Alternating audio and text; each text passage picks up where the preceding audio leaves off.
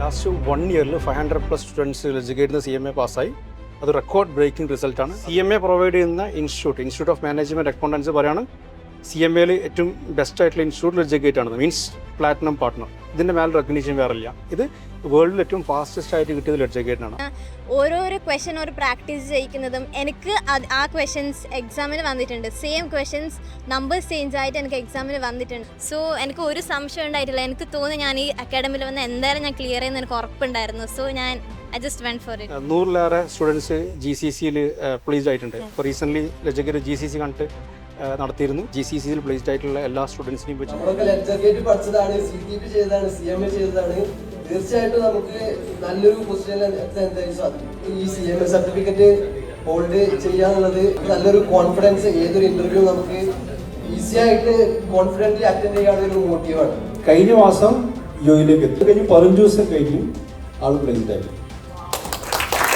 അതും പ്ലേസ്ഡ് ആയത് ചെറിയ സാലറിക്കല്ല, ചെറിയ കമ്പനി. ഞാൻ ഡിസ്ക്ലോസ് ചെയ്യുന്നില്ല, സാലറി കാരണം ഡിസ്ക്ലോസ് ചെയ്യുന്നില്ല.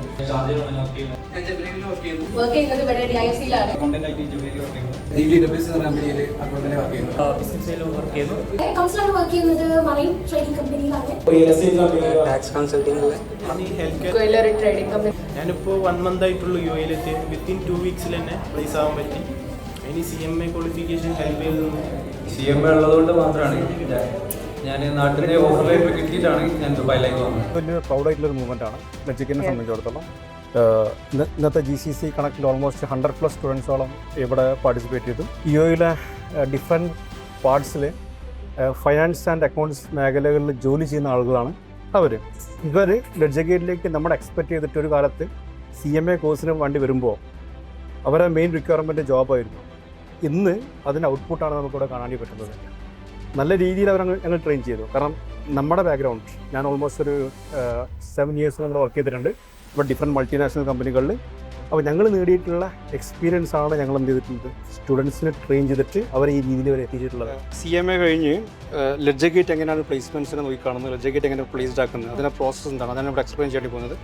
ഇപ്പോൾ ഞാൻ നേരത്തെ പറഞ്ഞതുപോലെ തന്നെ CMA കഴിഞ്ഞ ഒരു സ്റ്റുഡൻറ്റിന് എഡ്യൂക്കേറ്റ് കോർപ്പറേറ്റ് ട്രെയിനിങ് പ്രോഗ്രാം എന്നൊരു പ്രോഗ്രാം കൊടുക്കും. അത് എഡ്യൂക്കേറ്റിലെ ഫാക്കൾട്ടീസിന് വൃത്തിയിൽ ചെയ്യാൻ വേണ്ടി പറ്റും. അതിനുള്ള കാരണം എന്താ വെച്ചാൽ എഡ്യൂക്കേറ്റിലെ ഫാക്കൾട്ടീസ് കംപ്ലീറ്റ്ലി ഇന്ത്യക്ക് പുറത്ത് ഇപ്പോൾ ഫൈനാൻസ് മാനേജറായിട്ടും ഫൈനാൻഷ്യൽ അനലിസ്റ്റായിട്ടും ഫൈനാൻസിലെ പല ഹെഡ് ലീഡ് ചെയ്തിട്ടുള്ള ആളുകളാണ്.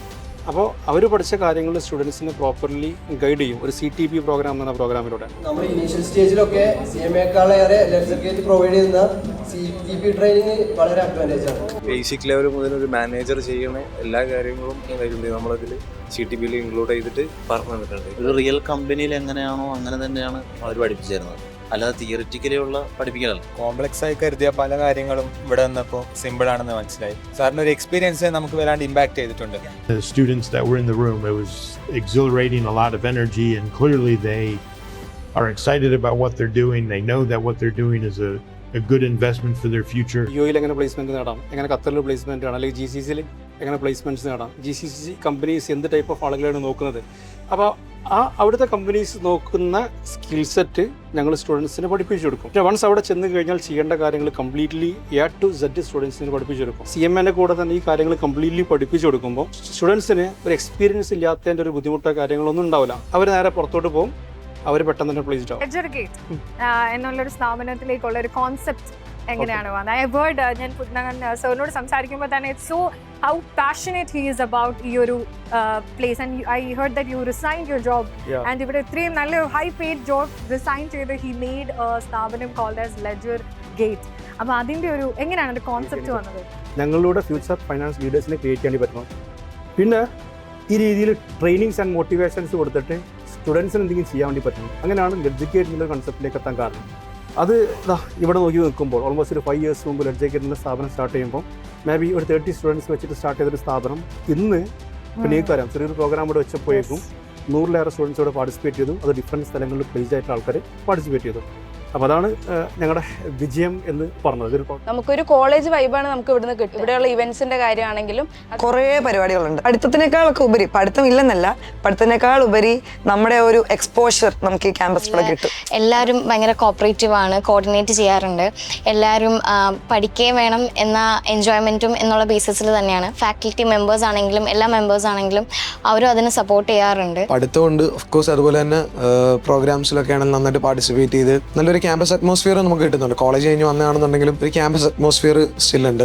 കോളേജ് പോലെ തന്നെ ഒരു ഫീലാണ് ഇവിടെ കിട്ടുന്നത്. അതായത് ആർട്സ് ആണെങ്കിലും സ്പോർട്സ് ആണെങ്കിലും നമുക്ക് അത്യാവശ്യം എല്ലാ പ്രോഗ്രാംസും കാര്യങ്ങളും ഇവിടെ കണ്ടക്ട് ചെയ്യുന്നുണ്ട്. അതുകൊണ്ട് തന്നെ നമുക്ക് അത്ര ബുദ്ധിമുട്ടും കാര്യങ്ങളില്ല. പഠിക്കുന്നത് പോലെ തന്നെ അതുപോലെ തന്നെ ഓരോ പ്രോഗ്രാംസും കാര്യങ്ങളും ഇവിടെ ഉള്ളതുകൊണ്ട് നമുക്ക് റിലാക്സേഷനാണ്. നമ്മൾ കുറേ ഇൻസ്റ്റിറ്റ്യൂഷൻ നോക്കി, അപ്പോൾ എന്തുകൊണ്ടും ബെറ്റർ ആയിട്ട് തോന്നിയത് ലഡ്ജഗേറ്റ് ആണ്. മൊത്തത്തിലുള്ള ഒരു ഇൻഫ്രാസ്ട്രക്ചർ, എൻവയോൺമെൻറ്റ് എല്ലാം കൂടെ നോക്കുമ്പോൾ ലഡ്ജഗേറ്റ് നന്നായിട്ട് തോന്നി.